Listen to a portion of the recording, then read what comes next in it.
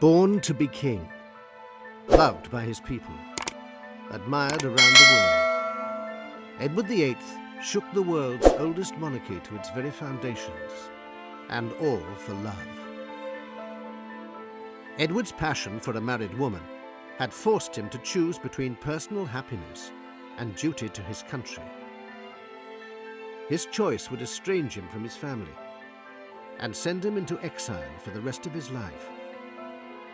I think he was ahead of his time. I think he had lots of pep, and I think he was very much ahead of his time. I think he wanted to establish things that were a little not ready for them, really, perhaps. Not ready for it, no. This is the remarkable story of the king who threw away his crown.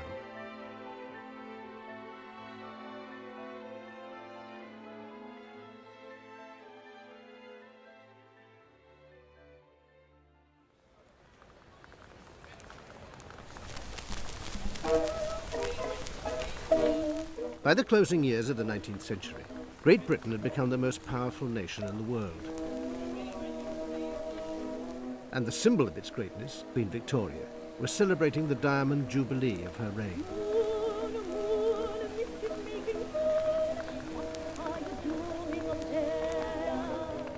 Her 63 years on the throne came to an end in 1901, and young Edward's grandfather was crowned King Edward VII. The king had come to the throne in stout old age, but he remained young at heart. The Victorian age of well-dressed sobriety was swept away, and the pursuit of pleasure became the new fashion.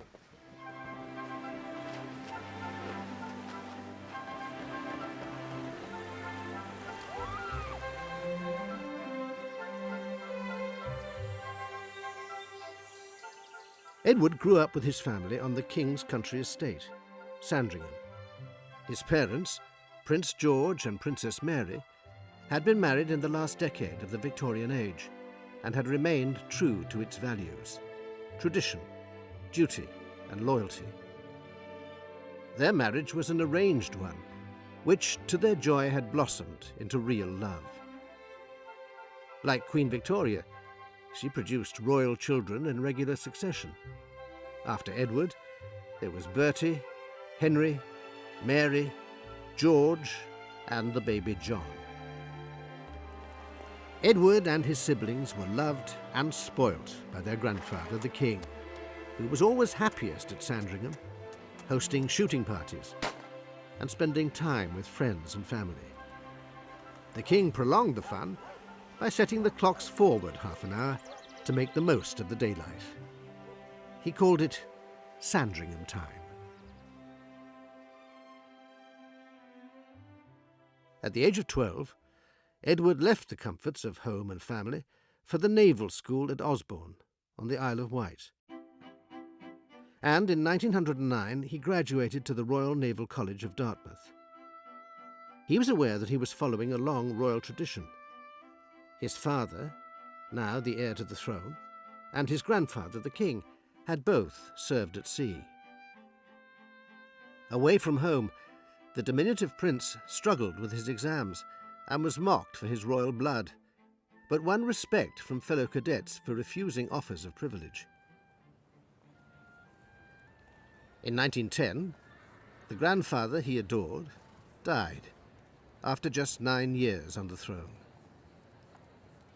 The popular king, known as the Uncle of Europe, was honoured by a host of foreign kings, princes and potentates from every corner of the empire. Among them marched the tiny Prince Edward, who was beginning to realise the full meaning of his grandfather's passing. One day, he would become king. But now it was Edward's father who was crowned King George V. And with Mary, his queen, the couple quickly embraced their royal duties. True to ancient tradition, they set the stage for a remarkable ceremony at Carnarvon Castle, where their eldest son, now heir to the throne, was invested Prince of Wales. It was July the 13th, 1911, and the castle walls were stacked with 10,000 people, as the young prince stepped out in the costume he privately called this preposterous rig. He feared that his fellow naval cadets would mock him for the satin stockings that embraced the royal legs. In a shaded marquee, Edward was crowned by his father with a coronet studded with pearls. Roars of acclamation greeted the prince as he was ushered to the 3 points of the ancient castle. The massed crowd saw it as a triumph of royal pageantry.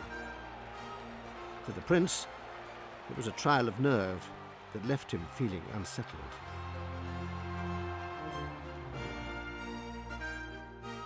Edward's role in the royal hierarchy had changed. He was now expected to carry out duties befitting the heir to the throne. At his first solo royal engagement, he looked sick with fright as he delivered a public speech. The prince had hoped for a career at sea, surrounded by his Dartmouth friends, but his father insisted that Edward needed a much broader education than the Navy offered. He was sent to Oxford University. However, with his limited education and no interest in academia, he soon found himself out of his depth. Still, the handsome young prince found pleasure in extracurricular activities, like punting pretty girls up the river. It was here that Edward would have his first encounter with the gentle sex. He left Oxford in June 1914, without a degree. That summer, the world of royal kings was turned upside down. After a decade of peace, Britain, compelled by its treaties with other European states, declared war on Germany.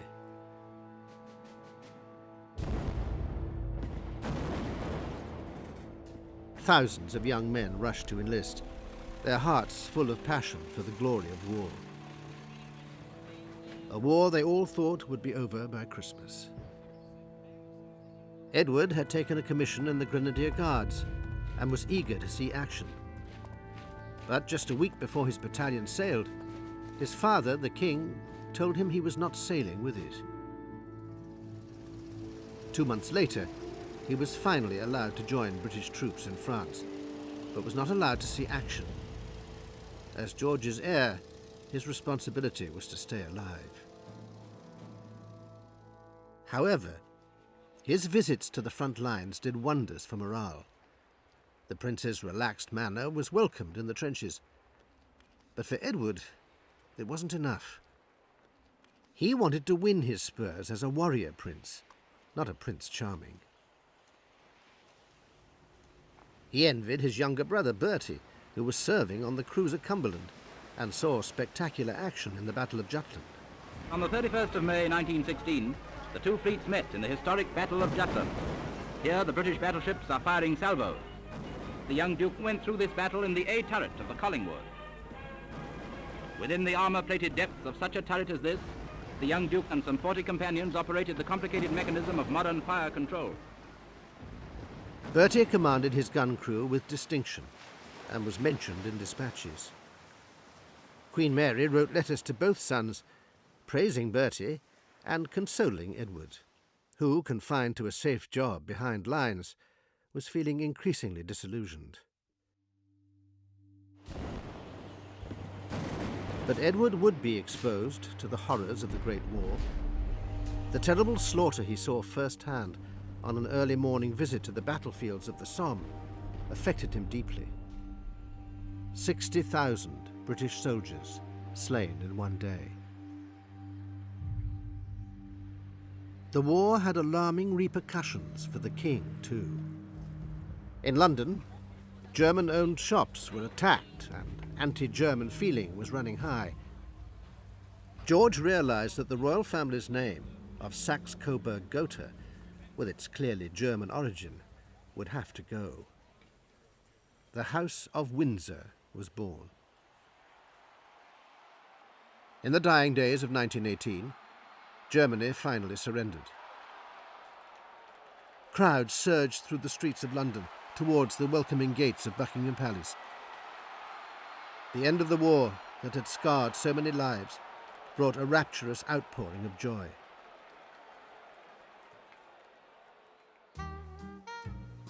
As peace was restored, Edward's struggle to find a suitable role continued, and he began to fill impatient hours with playboy pleasures. One of these was a married socialite called Frida Dudley. She became his mistress. Palace was beginning to worry about his erratic lifestyle and disapproved of Edward's familiar manner with the public, believing that it was damaging the royal image. Their solution was to send the prince abroad as a roving ambassador with the aim of strengthening imperial ties. Excited by his new appointment, Edward set off on his first world tour in August of 1919. He conquered Canada on his very first day. In the capital city, Ottawa, he was overwhelmed by the adoration. Every man and woman wanted to catch a glimpse of the handsome prince. The prince was greeted with the warmest enthusiasm. It's recorded that with 40,000 people looking on, he sprinted after a wounded soldier's cap that a high wind had blown off, brought it back, and placed it on the man's head. The warmth of his reception temporarily robbed him of the use of his right hand, but that didn't prevent him greeting these veterans with his left.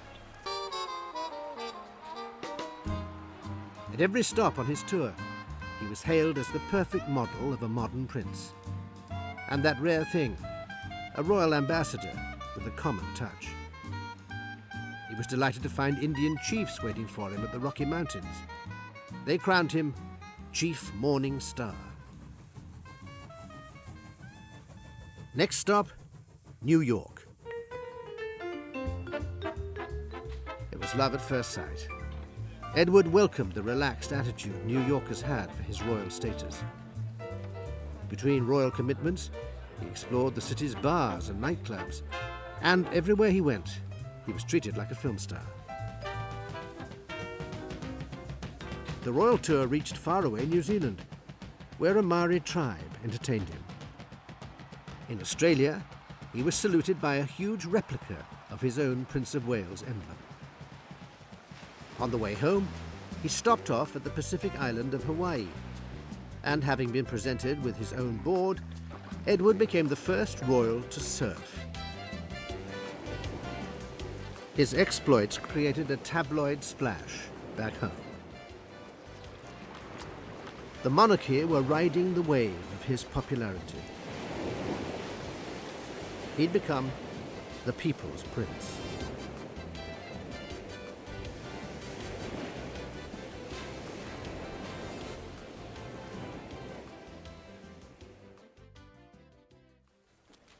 Back in Britain, his royal duties took him all over the country. He was moved as he met veterans of the Great War, clearly interested and concerned for their welfare. But he was unexcited by much of the familiar routine and was easily distracted. He would escape to the thrill of the chase and the point-to-point where he rode at daring speed.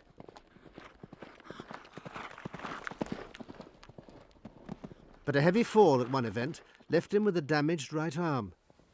He made light of it and insisted on turning up for the War Veterans Parade, which he never missed, wearing his arm in a sling. The king instantly banned him from racing horses. As heir to the throne, it was Edward's duty to find a wife and settle down. But it was his younger brother Bertie who married first. His wedding in 1923 to the Scottish beauty Elizabeth Bowes-Lyon lifted the hearts of a nation still recovering from a bitterly remembered war. Edward was delighted for his brother and approved of his bride. Now, almost 30, Edward was still pursuing his affair with the married Frida Dudley. On royal duty abroad, he would write to her, expressing his sadness at being apart. He would often find consolation in the arms of other women. In 1924, Edward returned to New York. He was met by a horde of journalists all wearing boaters in honour of the prince, who'd made the headwear fashionable on his last visit here. Under siege from cameras and questions, he was rescued by a female guide. In Manhattan, the prince was given a ticker-tape parade. He was thrilled to find that his favourite hideaway now had even more to offer the sensation seeker.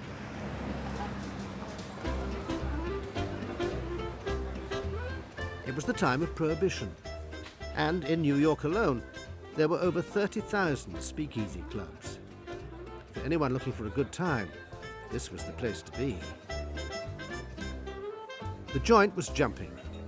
Duke Ellington led his famous jazz band at the Cotton Club in Harlem, and those bold new women called flappers danced the night away. The party-loving prince was in his element. But he was beginning to neglect his royal appointments, and though the public still adored him, his staff were becoming worried by his reckless behaviour. In April 1926, Edward became an uncle. Bertie and Elizabeth had a daughter, christened Elizabeth after her mother. The king was wondering why Edward couldn't be more like Bertie. But Edward's thrill-seeking spirit would prove useful to the emerging air industry. He was a skilled pilot, and when the DOX, the world's largest seaplane, came to Britain, Edward provided publicity glamour by flying it himself for half an hour.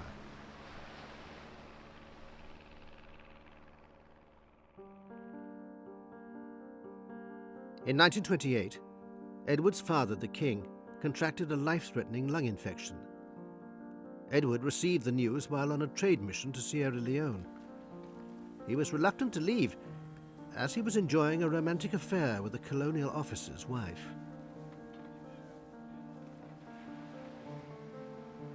When he did return, he found that his father had recovered. Queen Mary had nursed him back to health. At the British Industry Fair the following year, the king was still convalescing. As he took his father's place by Queen Mary's side, Edward was becoming increasingly aware of his future role.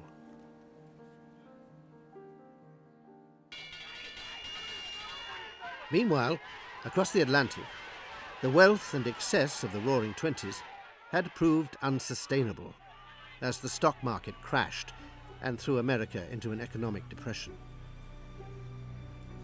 The effects were soon felt in Britain.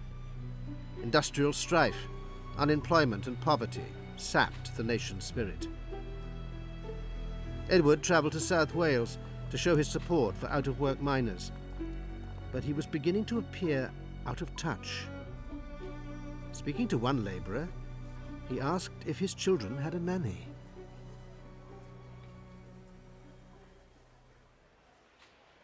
Brother Bertie, meanwhile, was enchanted by family life. Bertie and Elizabeth now had two daughters. Princess Margaret Rose had arrived in 1930. The young princesses became popular favourites. Even their bachelor uncle was charmed. Just as Bertie became a father for the second time, Edward took up with another married woman, Thelma Furness. At a house party in January 1931, Thelma introduced Edward to her friend, Wallis Simpson, an American divorcee. In January 1932, Wallis and her second husband, Ernest, were invited to spend a weekend at the Prince of Wales's country house, Fort Belvedere. Thelma acted as host, and Wallis's candid charm made a lasting impression on Edward. But for now, she was only an interesting possibility.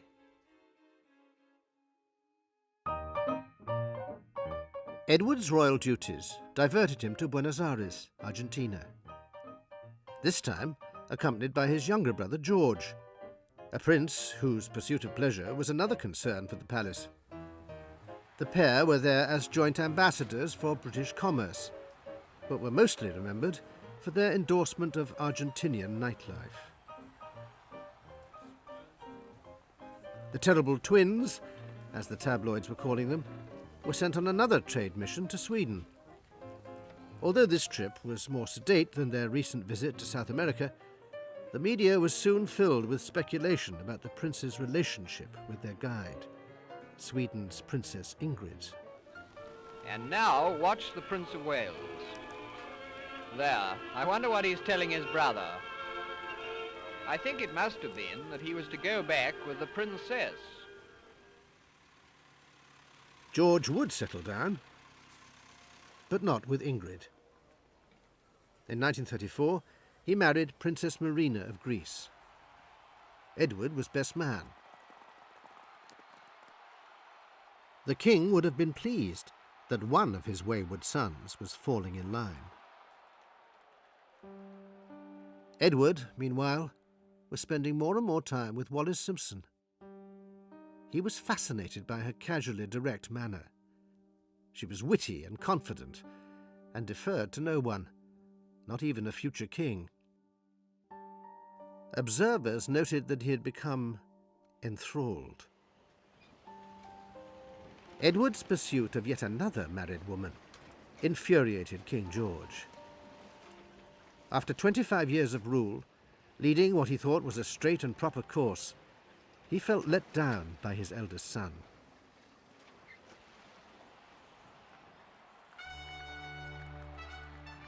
The Silver Jubilee celebration of George's reign was a welcome distraction from his private woes.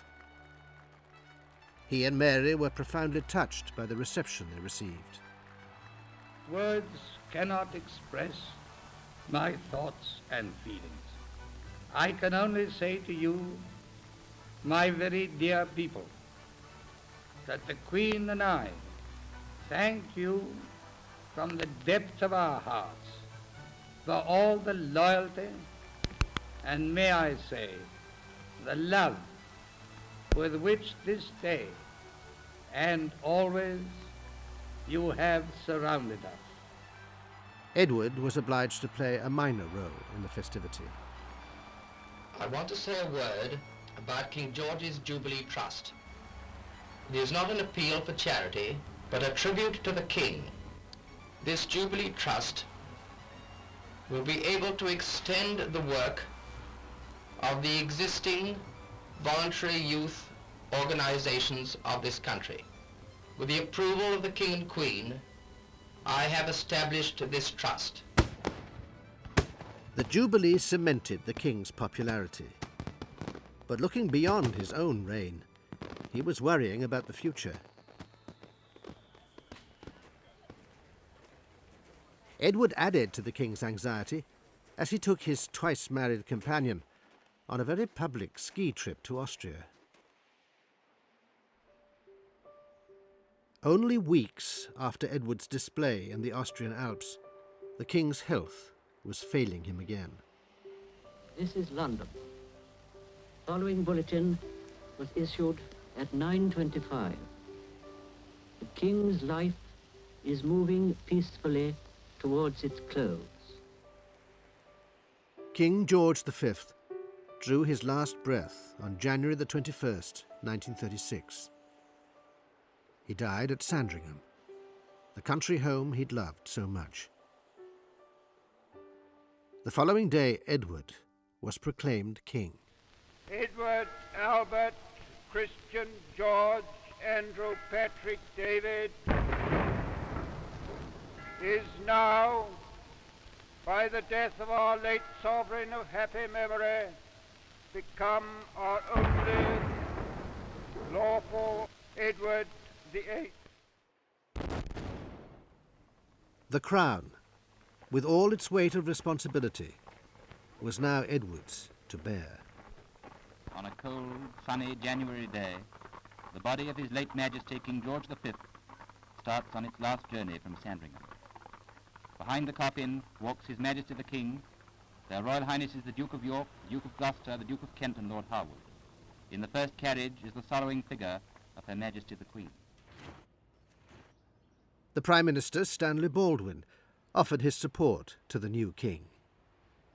We can best honor the noble memory of King George by gathering around and sustaining the young king, whom for so long we have delighted to know as the Prince of Wales. The cameras followed Edward wherever he went, and so did the crowds. He cut a handsome figure presiding over his first Trooping the Colour ceremony. The people's prince had become the people's king. But would the king ever find his queen? Everybody was asking the question. Arriving in Miami, British playwright George Bernard Shaw was asked by a journalist what he made of it. About King Edward, sir, now do you think that he'll take a wife now that he's sent up the throne? Now, how on the face of the earth do I know? He's got on to middle life without being married. Why shouldn't he go on the rest of it without being married? There are heirs to the throne all round him. He can't get married now without cutting out his niece. He's very popular. Back home, King Edward presided over an ancient royal tradition. For only the second time in 250 years, a King of England is to distribute alms to the poor with his own hands. 70 aged people will each receive the silver Maundy pence and a gift of about £5.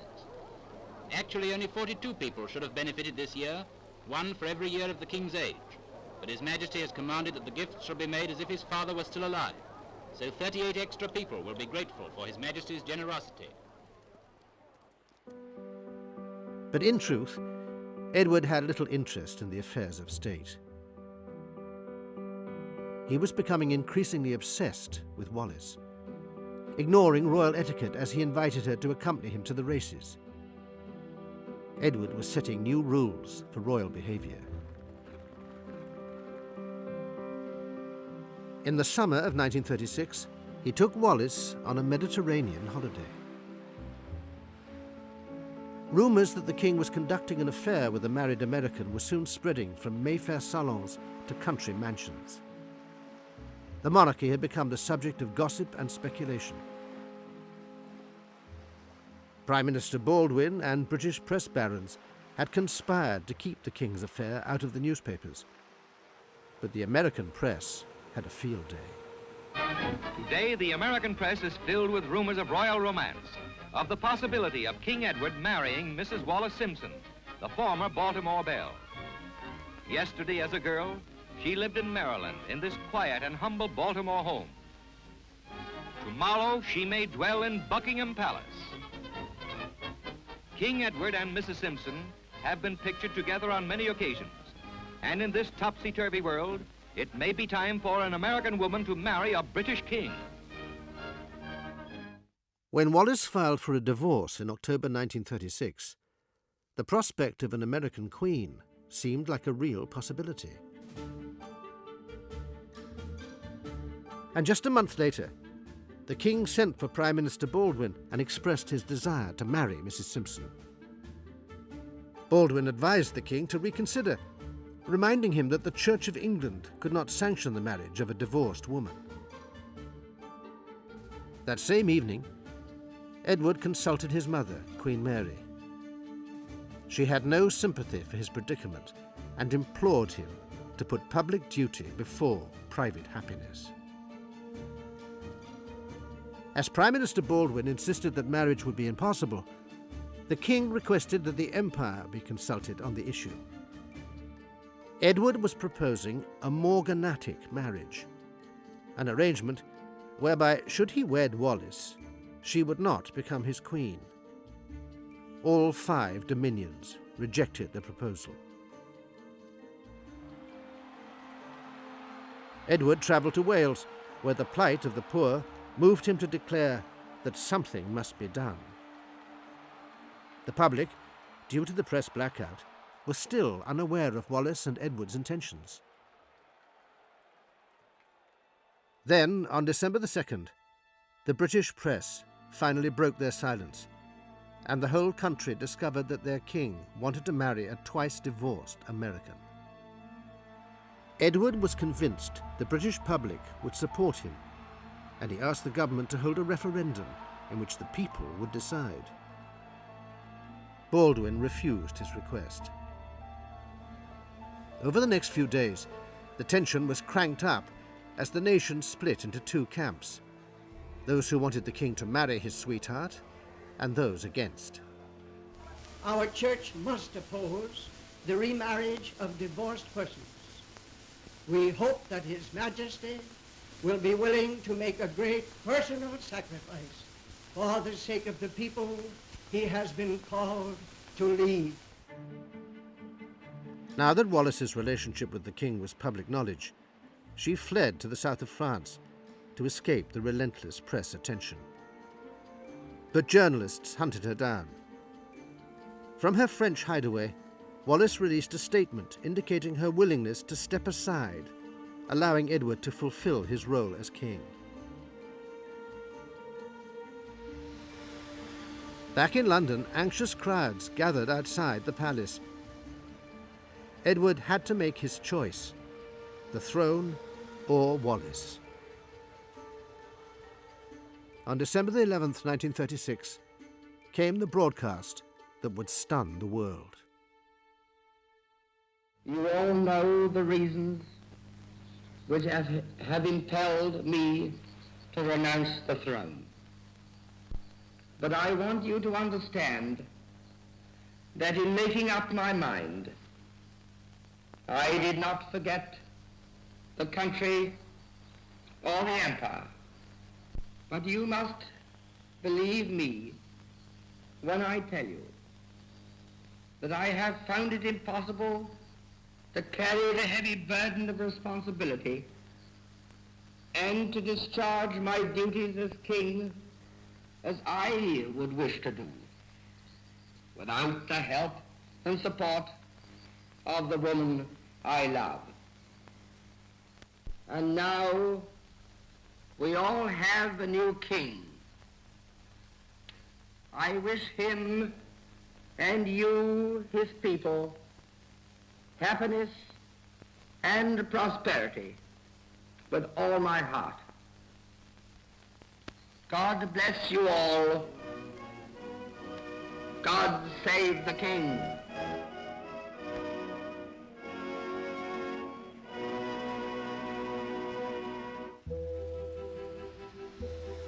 Edward's reign had lasted just 10.5 months. The former king became the Duke of Windsor. He bid farewell to his family and left Britain for Austria, unable to join Wallis in France until lawyers had completed the final details of her divorce. Bertie was now king. Recognizing the need for stability and continuity, he took his father's name, becoming King George VI. As the younger brother, Bertie was completely unprepared for his new role. But despite the shock of his new status, and however painful, Bertie was prepared to do his duty. His wife, Elizabeth, was furious with Edward, but knew she had to be strong for Bertie. Edward's mother, Queen Mary, was distraught. Shocked by her eldest son's actions, she told him not to attend the unveiling of a memorial for his father. The whole family felt betrayed.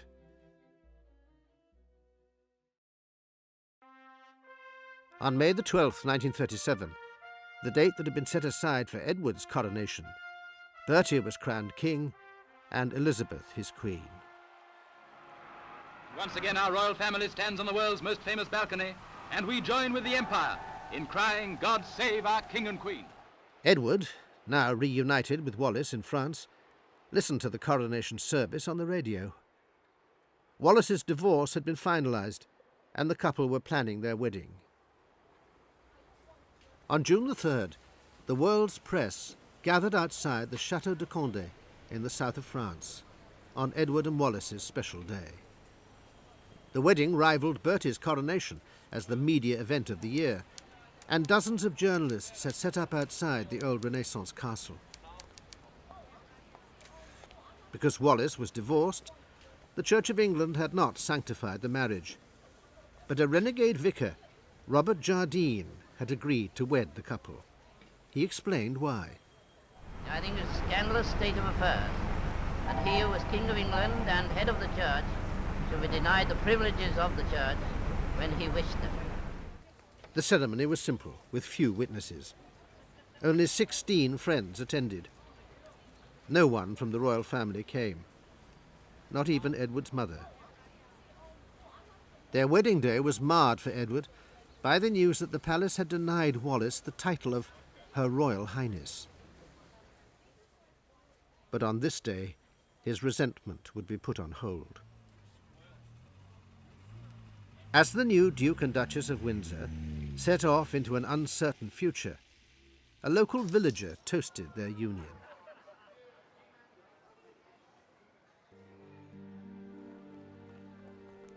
After honeymooning in Austria, the Windsors visited Nazi Germany, against the advice of the British government.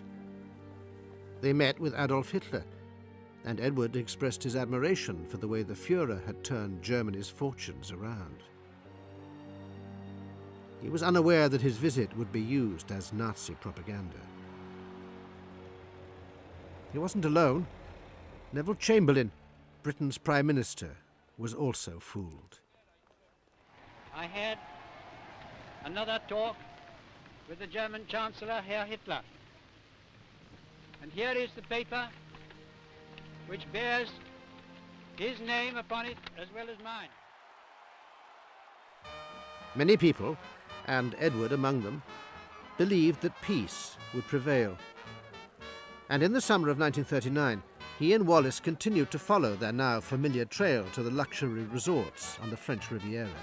In case of war, the Duke has lately mentioned that he still holds high rank in Britain's fighting forces. He too is ready to play his part. But tonight the Riviera is out for fun. The music continued, but beneath the gaiety was an ominous sense of impending war.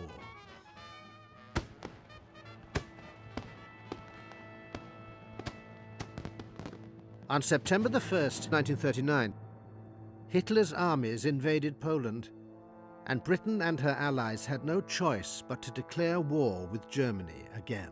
Hitler has committed a crime not only against Poland, but against the whole human race. So Britain prepares to fight, and never in our history have we been so united in the knowledge that our cause is just.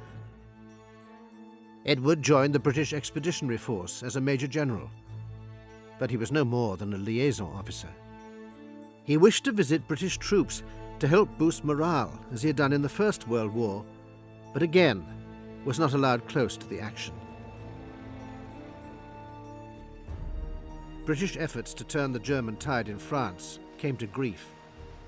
Allied troops fell back to the beaches of Dunkirk, where 300,000 men were rescued from the German advance. Here in one staggering shot, the Allied armies come out from the shore. That one amazing picture symbolizes the miracle of deliverance. We got our armies away. The Battle of France had been a crushing defeat for the Allies, and Edward was told he could no longer remain in Europe. There were rumours that the German High Command had plans to restore him to the British throne as a puppet monarch.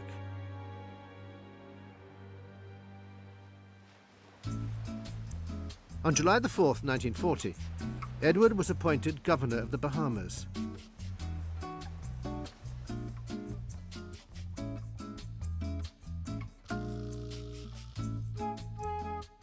Despite her smile for the cameras, Wallis was not happy with the posting. It was a place of high humidity and low expectations.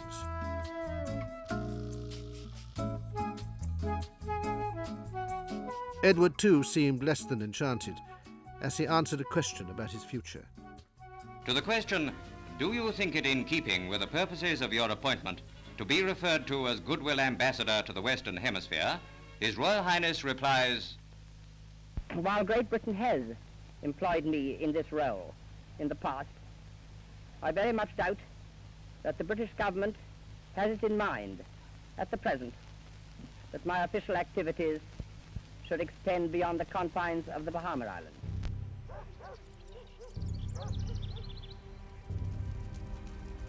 Back in Britain, death was falling from the skies. Night after night, German planes rained bombs and destruction on London. And yet, when morning came, there was the King and Queen comforting the bereaved and the homeless.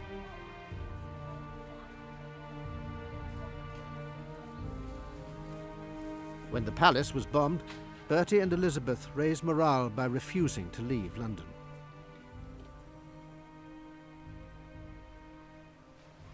Across the Atlantic, Edward and Wallis had been given permission to sail for Miami, Florida. Wallis, it seemed, had an infected molar and needed American dentistry. The Duchess and I are naturally very glad to set foot in America again, although it is pretty tough on her to have to undergo a dental operation the first time she returns to her native land after so many years. However, we hope that she will get well quickly and that we shall be able to enjoy a few days' rest and quiet and see something of Miami and Florida before we go back to the Bahamas. It was a welcome break from small island politics, with the added pleasure of American fascination with British royalty. The Windsors had loved this dose of American sophistication, but were blissfully unaware that President Roosevelt had ordered the FBI to spy on them during their stay in Miami. Edward's brief flirtation with Hitler had left him a marked man. Back in the Bahamas, Edward used his status as a royal legend to attract some of the world's greatest golf stars to the island. He set up a celebrity golf tournament for charity. The Windsors were praised for their efforts to combat poverty. But Edward was growing increasingly frustrated.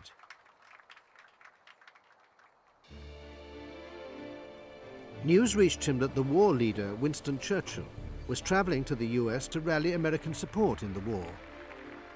Edward and Wallis turned up in Washington and pleaded with the Prime Minister to give them another posting. Churchill told them to do their duty and stay put. Churchill had persuaded America to join the Allied war effort in Europe, and following the landing of Allied troops on the beaches of Normandy, German forces began to retreat.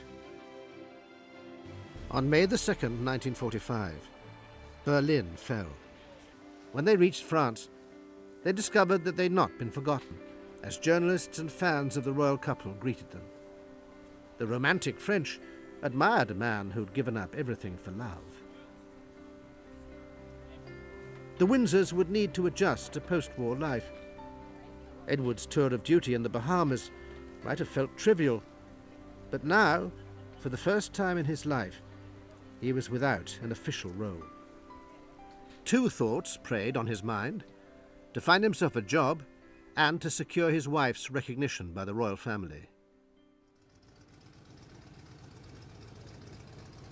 Shortly after, Edward left Wallis in France and flew to London to visit his mother, Queen Mary.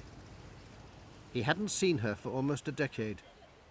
Mary had never come to terms with her son's abdication. No single event in the whole of her life had caused her so much distress. Queen Mary was delighted to see her runaway son, but she refused to acknowledge Wallis. Any hope that time had healed the wounds was crushed.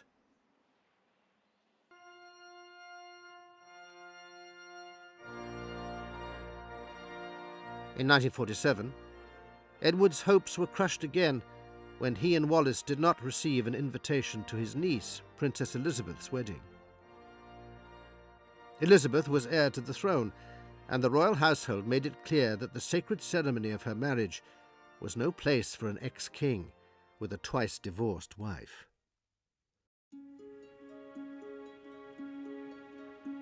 As the 1950s dawned, the Windsors realized they would never return to settle in Britain.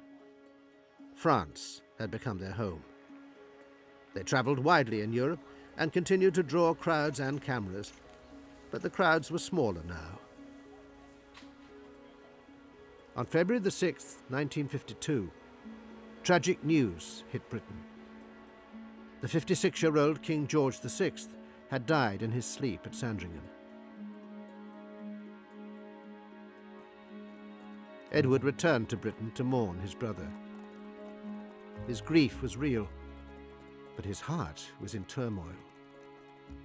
He and Bertie had been close for much of their lives, but the shock of abdication and the rows over Wallis's status had left bitterness on both sides. Full of regret, he marched behind Bertie's coffin with his only surviving brother, Henry. George's widow, now Elizabeth the Queen Mother, could not forget the burden Edward had inflicted on the family.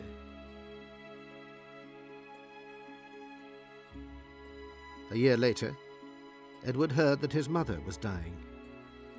Queen Mary had been a towering figure in his life. He'd adored her and fought her as mother and queen. But the animosity that began once he chose Wallis had embittered their relationship. Her death was mourned by thousands who loved her for her noble sense of duty and dedication. Edward was deeply upset, but angry that, even on her deathbed, she had not accepted his wife. Her principle had been stronger than his will.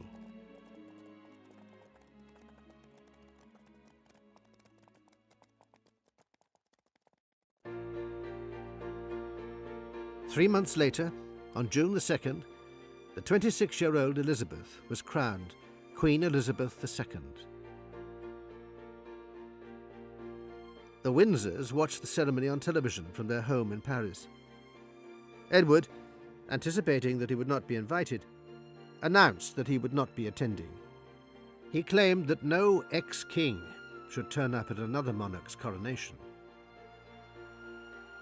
The new queen had been prepared for this day since childhood. As with her father, her life had changed forever the day of Edward's abdication. Elizabeth II's accession to the throne marked the beginning of a new era.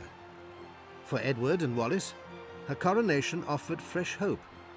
Elizabeth came from a new generation of royals, one that might be more sympathetic to the former king's choices.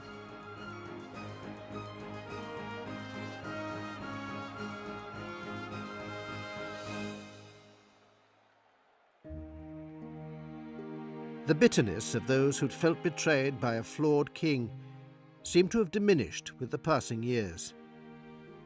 For a new generation, Edward and Wallis's story was a heartwarming act of high romance. For Edward, the last decade had brought new troubles as he suffered a series of health problems. Wallis, who had been accused of ensnaring the popular monarch, was now admired for making her uncrowned king happy. Through extraordinary and challenging times, they'd remained strong for each other. The new guard at the palace had also softened its stance, and in June 1967, Queen Elizabeth II invited both Edward and Wallis to London to celebrate the 100th birthday of Edward's late mother, Queen Mary. This I must explain, is a perfectly private visit to London. Duchess and I have been here very often, not for 2 years now, as a matter of fact. The Queen has invited us to attend the unveiling of a plaque in memory of Her Majesty Queen Mary on the wall of Marlborough House, where she lived for so many years. And I think further add that I think it's only natural that as her eldest son that we should be invited to this purely private and family ceremony in tribute to my mother. For the Windsors, it was an emotional return to the country they had been exiled from, honouring the woman who had never accepted their union. The sun shone and the ice melted, as first the Queen and then the Queen Mother made public gestures of warmth to the couple that had changed the course of all their lives. Edward's love and Wallis's discretion, she'd never publicly criticised the royals for excluding her, had won the day. After 30 years, the rift had finally begun to heal.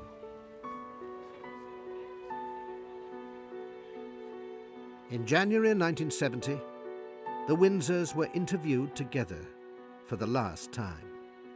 Do you have any regrets when you look back on your life? Oh, about certain things, yes. I wish it could have been different. But I mean, I'm extremely happy, and naturally you've had some hard times, but who hasn't? So you'll just have to learn to live with that. We've been very happy. Sure.